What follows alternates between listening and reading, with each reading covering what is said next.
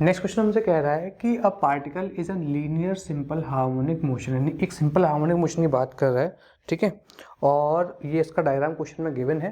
इसके बाद कह रहा है between 2 points A and B as shown in figure which is the following are true. इनमें से दो स्टेटमेंट आपके पास दिए हैं ए और बी, इनमें से कौन कौन से ट्रू है ये हमको फाइंड करना है, बाकी हमको ऑप्शन दिए हुए हैं। अब देखो ये वाला जो क्वेश्चन है ये एनसीईआरटी में जो 11th की एनसीईआरटी है चैप्टर नंबर 14 का 5th क्वेश्चन है, ठीक है। अब वहाँ पे उन्होंने 5-6 इसके क्वेश्चन दिए हैं, उनमें से उन्होंने 2 क्वेश्चंस पिक कर लिए और इसके आंसर जो आपको दिया है आंसर सीट उसके अकॉर्डिंग उन्होंने आंसर ऑप्शंस को सेट किया। बहुत ही स्मार्टली इस क्वेश्चन को फ्रेम किया गया था। और इसमें क्या किया गया कि इसमें जो ए और बी है, अब क्वेश्चन जो एनसीईआरटी में दिया है उसमें आपको डायरेक्शन दी है ए से बी की तरफ पॉजिटिव, जबकि यहाँ इन्होंने क्या किया बी से ए को ले लिया है पॉजिटिव। अब एग्जामिनर बहुत स्मार्ट था कि ओवर स्मार्टनेस कर गया, क्या किया उसने बी से ए को उसने ले लिया पॉजिटिव, यहाँ पे दिया है ना ये प्लस का पॉजिटिव, ठीक है, यानी पॉजिटिव एक्स एक्सेस को शो कर रहा है। और जो एनसीईआरटी में क्वेश्चन है वहां पर क्या है कि ए से बी की जो डायरेक्शन है यानी कि ये वाली जो डायरेक्शन है इसको लिया है पॉजिटिव। ये डिफरेंस है दोनों में, बाकी सब कुछ सेम है। तो आप इसको दो टाइप से सॉल्व कर सकते हो, या तो आप इसको ए बी को आपस में रिप्लेस कर दो, या फिर उस क्वेश्चन में जहां एनसीईआरटी में दिया है उसको जो पॉजिटिव एक्स डायरेक्शन उसको नेगेटिव कर लो, ठीक है। हम क्या करेंगे, हम इसको इसी की तरह सॉल्व करेंगे और बाद में चेक करेंगे कि इसका जो आंसर है फाइनल आंसर की मैं गलत क्यों है। सबसे पहले देखते हैं the sign of the acceleration and force. किस किस की बात कर रहा है, एक तो बात कर रहा है एक्सीलरेशन की और बात कर रहा है फोर्स की। तो ऑब्वियसली एक्सीलरेशन और फोर्स दोनों ही सेम डायरेक्शन में होते हैं। और कहाँ होते हैं, जब भी कोई पार्टिकल आपका सिंपल हार्मोनिक मोशन करता है तो सिंपल हार्मोनिक मोशन करते टाइम क्या होगा, ध्यान रखना, हाँ, सिंपल हार्मोनिक मोशन जब करेगा तब उसमें जो एक्सीलरेशन होगा वो हमेशा टुवर्ड्स द इक्विलिब्रियम पोजीशन होता है। यानी ये अगर पार्टिकल इधर जा यहाँ कहीं है तो उसमें एक्सीलरेशन इधर की तरफ होगा, और पार्टिकल अगर इधर है इक्विलिब्रियम से तो उसका जो एक्सीलरेशन होगा वो इस डायरेक्शन में होगा। ये आपका एक्सीलरेशन है और यही आपकी फोर्स की डायरेक्शन है। अब कह रहे हैं the sign of the acceleration and force on the particle always positive when it is at point B. जब ये पॉइंट बी पर है यानी इस पॉइंट पर जब भी होगा हमेशा एक्सीलरेशन इधर ही वर्क कर रहा होगा और आपका फोर्स भी इधर ही वर्क कर रहा होगा। इस कंडीशन में इन्होंने क्वेश्चन में ऑलरेडी इस डायरेक्शन को दिया है कैसा, पॉजिटिव। जब पॉजिटिव दे दिया है तो ये दोनों के दोनों ही कैसे होंगे, पॉजिटिव होंगे और ऑलवेज पॉजिटिव होंगे जब वो पॉइंट बी पर होगा। अगर बी से पहले होता तो बात अलग थी, बट लोग सडनली बोल दिया कि बी है। अब यहाँ से यहाँ तक जहाँ कहीं भी पार्टिकल होगा हमेशा एक्सीलरेशन इधर होगा, फोर्स इधर होगा, और इस डायरेक्शन को इस क्वेश्चन में दिया है पॉजिटिव। जबकि वहां पर जो क्वेश्चन है उसका फर्स्ट पार्ट, वहां पर ये डायरेक्शन कैसी है, नेगेटिव, इसलिए ऑप्शन चेंज हो गया है, ठीक है। तो यहाँ के अकॉर्डिंग ये जो फर्स्ट स्टेटमेंट है वो हमारा ट्रू है। क्यों ट्रू है, क्योंकि पार्टिकल आपका यहाँ पर है और एक्सीलरेशन किधर होगा, इधर की तरफ, फोर्स भी आपका इधर लग रहेगा, तो ऑब्वियसली ये ट्रू हो जाएगा। सेकेंड स्टेटमेंट पढ़ते हैं, the sign of the velocity acceleration and force. यहाँ पे 3 चीजों की बात कर रहा है। ये वाला जो कोई ऑप्शन है वहां भी एनसीईआरटी में 3 टर्म्स की ही बात कर रहा है, बट इसमें उन्होंने 3rd टर्म मिस कर दिया है, ठीक है। अच्छा, velocity acceleration and force on the particle when it is 4 centimetre away from point B. अब देखो ये पूरा 10 है, यहाँ तक 5 हो जाएगा, यहाँ से यहाँ तक 5 है, तो यहाँ से यहाँ तक ये इतनी जगह हो गई, ये हो गई 4। अब इसका काम हो गया खत्म। अब बात कर लेते हैं यहाँ से यहाँ तक कितना, इससे 4 सेंटीमीटर दूर, यानी यहाँ एक बचा हुआ है अभी भी इस पॉइंट पे जो है। और क्या कर रहा है, यहाँ पे देखो पार्टिकल इधर भी जा रहा हो सकता है इधर जा रहा हो। अब कह रहे हैं कि when 4 centimetre away from the point be going towards a, यानी पार्टिकल जो है वो इस तरह से जा रहा है इधर की तरफ, ठीक है। उस कंडीशन में वेलोसिटी एक्सीलरेशन एंड फोर्स जो होंगे वो नेगेटिव होंगे। तो वेलोसिटी एक्सीलरेशन फोर्स नेगेटिव होंगे। क्या ये बात ट्रू है, ज़्यादा कुछ सोचना ही नहीं है। अभी थोड़ी देर पहले मैंने कुछ डिस्कस किया था कि एक्सीलरेशन और फोर्स दोनों ही पॉजिटिव होंगे अगर आपका पार्टिकल इक्विलिब्रियम के इस साइड में है तो ये दोनों कैसे होंगे, पॉजिटिव, यहाँ दिया नेगेटिव, तो ये स्टेटमेंट आपका कैसा हो जाता है, फॉल्स। यानी सिर्फ ये वाला ट्रू है और ये फॉल्स है। इसका मतलब है सिर्फ और सिर्फ एक स्टेटमेंट इसमें करेक्ट है। कौन सा स्टेटमेंट करेक्ट है, ए वाला, यानी कि ओनली ए। तो ये आपका फाइनल आंसर हो जाएगा और यही इसका करेक्ट आंसर है। एनसीईआरटी सॉल्व करोगे तब भी आपको वहां भी ऐसे ही मिल जाएगा, ठीक है। जो फाइनल आंसर की है उसमें उन्होंने दिया है नाइदर ए नॉर बी, जो कि बिल्कुल भी गलत है। और ये सही कब है ये मैं आपको बता देता हूँ। ये सही तब है जब आप क्वेश्चन यही रखो और एनसीईआरटी को जो एनसीईआरटी की आंसर शीट है उसका आंसर देख लो, तब तो आपको ये मिल जाएगा। तो इसमें जो एग्जामिनर ने क्या किया, क्वेश्चन तो चेंज कर दिया बट जो आंसर शीट थी एनसीईआरटी की उसी को कॉपी कर दिया, तो इसलिए इसका आंसर भी उन्होंने गलत दे रखा है।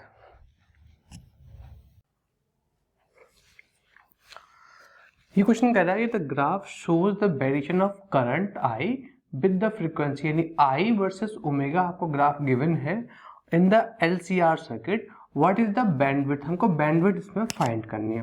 तो देखो बैंडविड्थ को कॉन्सेप्ट पता होना चाहिए, फिर मैं बताऊंगा इस क्वेश्चन में प्रॉब्लम क्या है। इस क्वेश्चन को मैं गलत तो नहीं कहूंगा बट थोड़ी सी दिक्कत है इस क्वेश्चन के साथ में।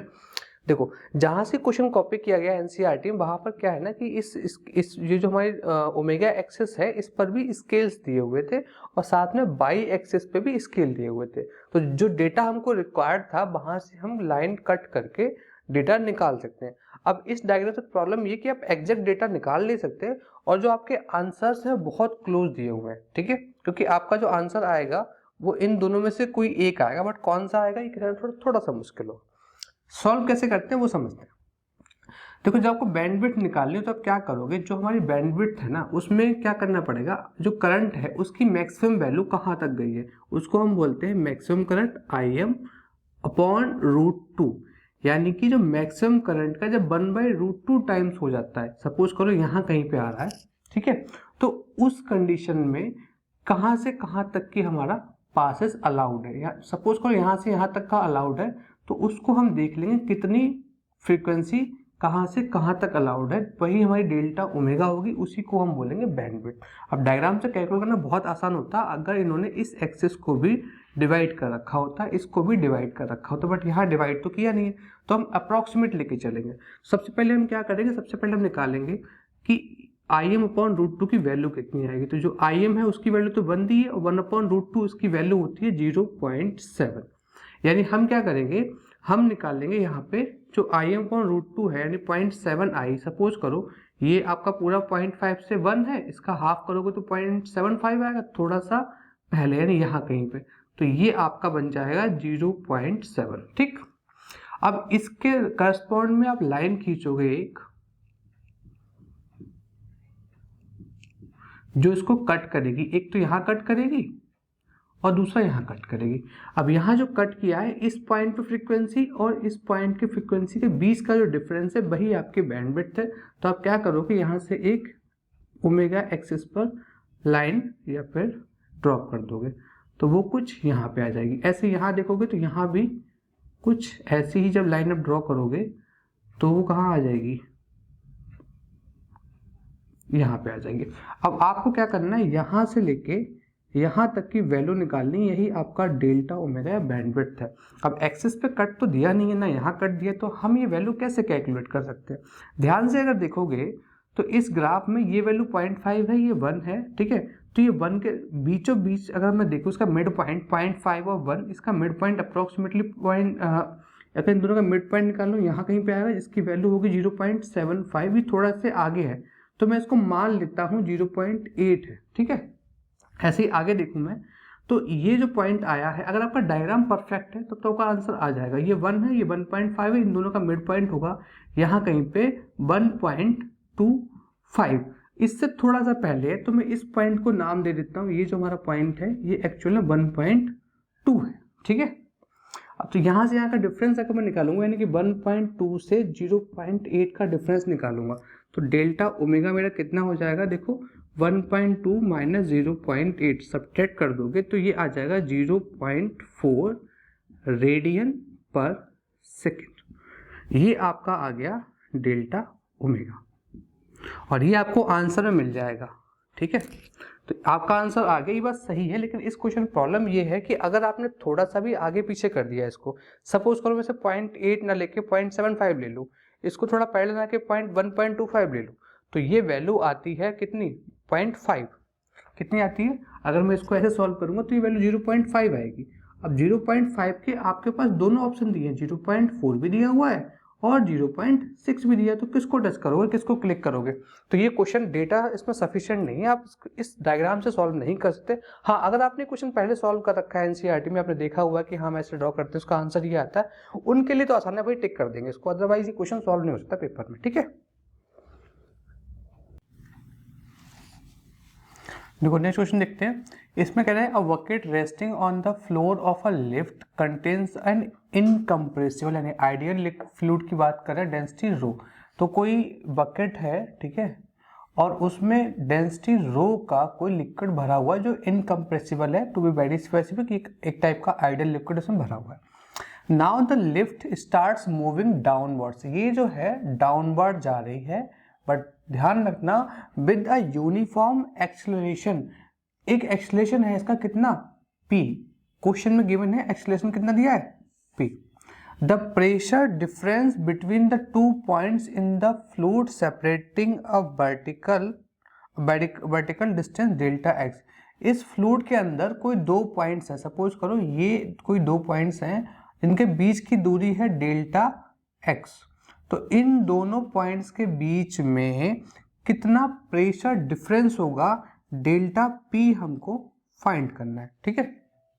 तो सपोज करो यहाँ पे मैंने नाम, इसका नाम कर दिया P1, इसको कर दिया P2। इस क्वेश्चन को सॉल्व करेंगे तो हमें एक चीज समझ में आएगा कि जो इसका आंसर है वैसे तो ये क्वेश्चन आपको ऑलरेडी बुक में मिल जाएगा, बट वहाँ थोड़ा सा चेंज है, वहाँ एक्सेलरेशन P ना दे करके उन्होंने वहाँ एक्सेलरेशन को A दिया है। जब उन्होंने कॉपी पेस्ट किया तो A को तो P में कन्वर्ट कर दिया, बट जब ऑप्शन चेंज कर रहे तो वहाँ चेंज करना भूल गए।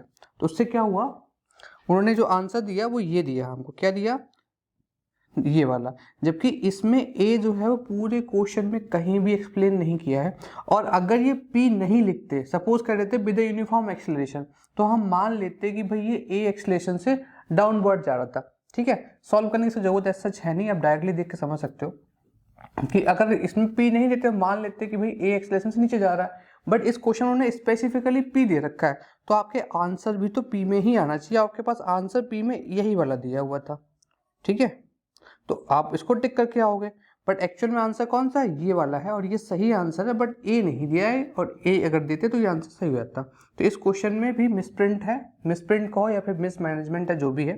तो इसका आंसर तो वैसे यही होगा, सही तो आंसर यही होगा, बट इसमें A इन्हें यहाँ पे देना चाहिए था। तो ये क्वेश्चन भी गलत है, और फाइनल आंसर की उन्होंने कुछ चेंज किया नहीं है, पता नहीं कौन सी गार्बेज की पब्लिश की है, ठीक है। तो ये भी उन्हीं में से एक है जो क्वेश्चन प्रॉब्लमेटिक है, ओके। मुझे नेक्स्ट क्वेश्चन कह रहा है कि consider a system of 4 blocks ABCD। आपको 4 ब्लॉक्स दिए हैं, डायग्राम क्वेश्चन में आपको गिवन था, connected by light in extensible strings. Light in extensible strings का मतलब हम आइडल केस की बात कर रहे हैं। In the figure value the surface is smooth. Surface जैसे ही उसने बोला कि स्मूथ है, यानी कि फ्रिक्शन इसमें कोई है नहीं, ठीक है, तो फ्रिक्शन का कोई रोल इसमें प्ले होगा नहीं। तो यहाँ पे जो म्यू है हमारा कितना है, 0, फ्रिक्शन का रोल प्ले खत्म हो गया। The pulley is light and smooth, यानी पुली का मास भी इंक्लूड नहीं करना है हमको, ठीक है, ये पुली है आपकी। When the system is released, जब सिस्टम को रिलीज किया जाता है, द टेंशन T2 इज, इसमें जो T2 टेंशन है बिटवीन B एंड C, ये हमको फाइंड करना था। ये क्वेश्चन था, बहुत सिंपल सा क्वेश्चन है। जब भी ऐसा कोई क्वेश्चन है, सबसे पहला आपका स्टेप होता है, आप एक क्वेश्चन करो, जो एक्सेलरेशन है वो कैलकुलेट करोगे। A इक्वल टू होता है F/σm, जितने मास से सबको जोड़ दो, टोटल कितना फोर्स उनको ड्राइव कर रहा है। तो कैसे कैलकुलेट करेंगे, देखो फोर्स कितना है, अभी इसमें केवल और केवल एक ही ब्लॉक है जिसको पुल कर रहा है, कौन सा, 6 वाला। इस पर एक फोर्स नीचे लगेगा, कितना, 6G, जिसे हम mg फोर्स बोलते हैं, ठीक है। तो कितना बन जाएगा ये 6G की वैल्यू क्वेश्चन में गिवन है शायद 10, तो 6 × 10 डिवाइड बाय मास। जब आप इस मास को सॉल्व करोगे, टोटल मास लेते हो जितना आपका सिस्टम मोशन कर रहा है, तो ये प्लस ये प्लस ये प्लस ये, तो 6 + 6 + 6 टोटल हो जाएगा 80। तो ये वैल्यू बन जाएगी 60/18, यानी कि 10/3 मीटर/सेकेंड²। ये हमको मिल गया है एक्सेलरेशन। इसका मतलब क्या हुआ, ये जो हमारा D ब्लॉक है, ये एक्चुअल में 10/3 के एक्सेलरेशन से नीचे जा रहा होगा। कुछ लोग कह रहे हैं कि ये G एक्सेलरेशन से नीचे जाएगा, तो ये G से नीचे नहीं जाएगा, बिल्कुल कॉन्सेप्चुअली रॉन्ग है ये कॉन्सेप्ट।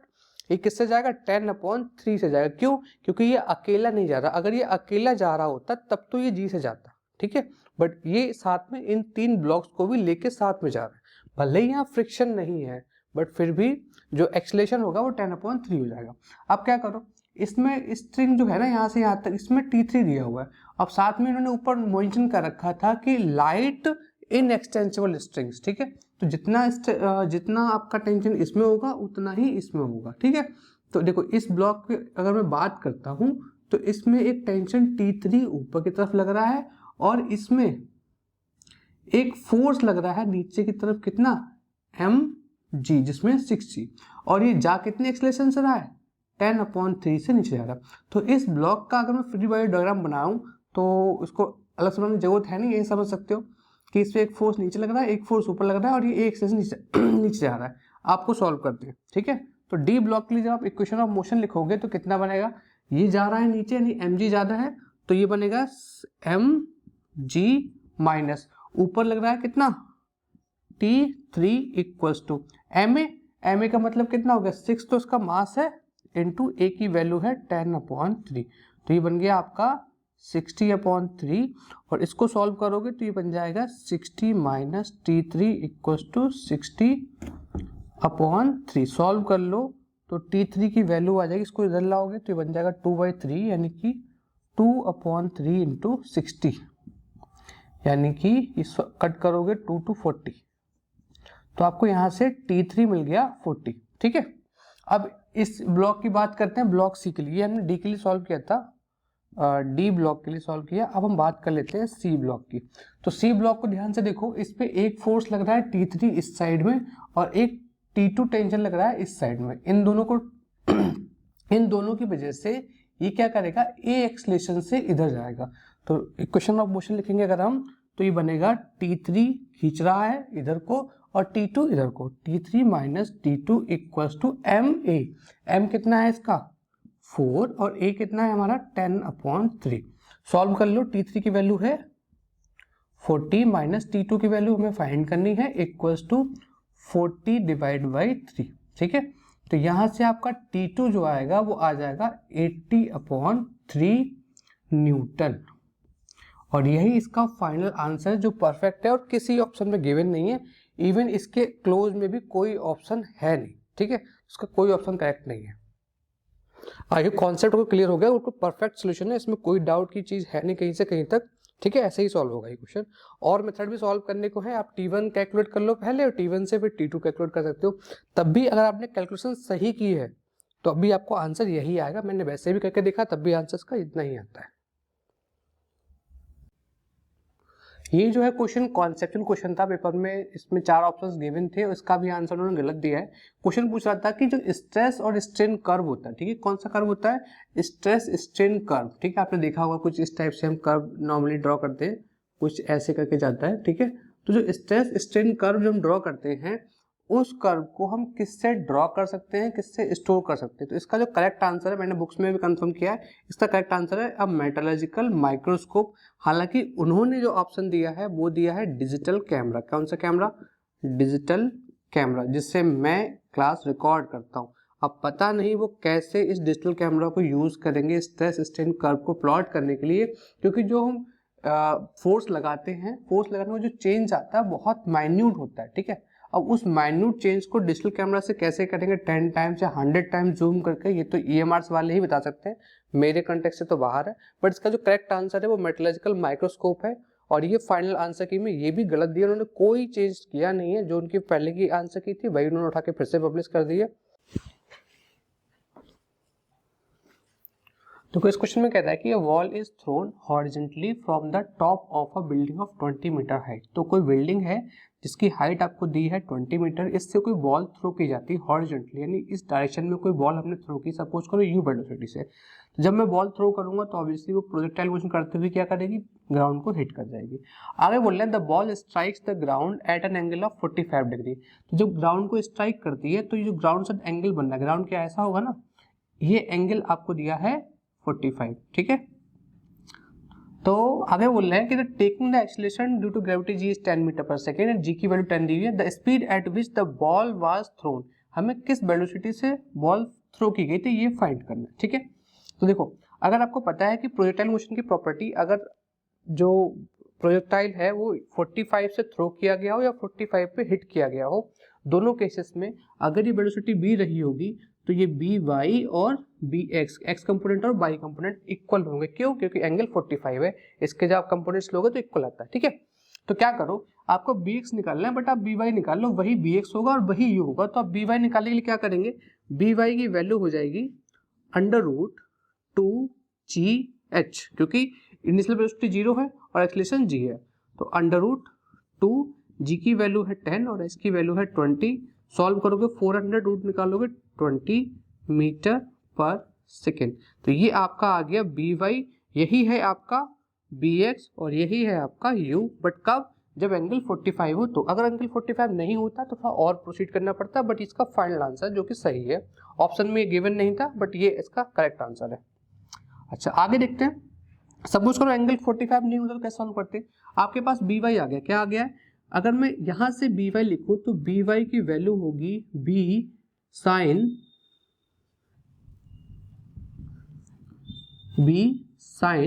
45, ठीक है। तो मुझे b फाइंड करना है, sin 45 की वैल्यू 1/√2 और by कितना है 20। यहां से मुझे b मिल गया 20√2। अब मैं यहां से अगर bx लिखता हूं तो यहां से bx जो होगा इसका x कंपोनेंट bx बन जाएगा b cos 45। एंगल कुछ और होता तो एंगल की वैल्यू पुट कर देते, यानी कि ये बन जाएगा 20√2 इंटू 1/√2। कैंसिल हो गया, आपका फाइनल आंसर वही आ गया जो स्टार्टिंग में था, कितना, bx बराबर 20 मीटर पर सेकेंड। यही फाइनल आंसर। क्यों, क्योंकि प्रोजेक्टाइल मोशन में जो उसका हॉरिजॉन्टल कंपोनेंट ऑफ वेलोसिटी होता है वो चेंज नहीं होता थ्रू आउट द मोशन। ये आपका फाइनल आंसर हो गया।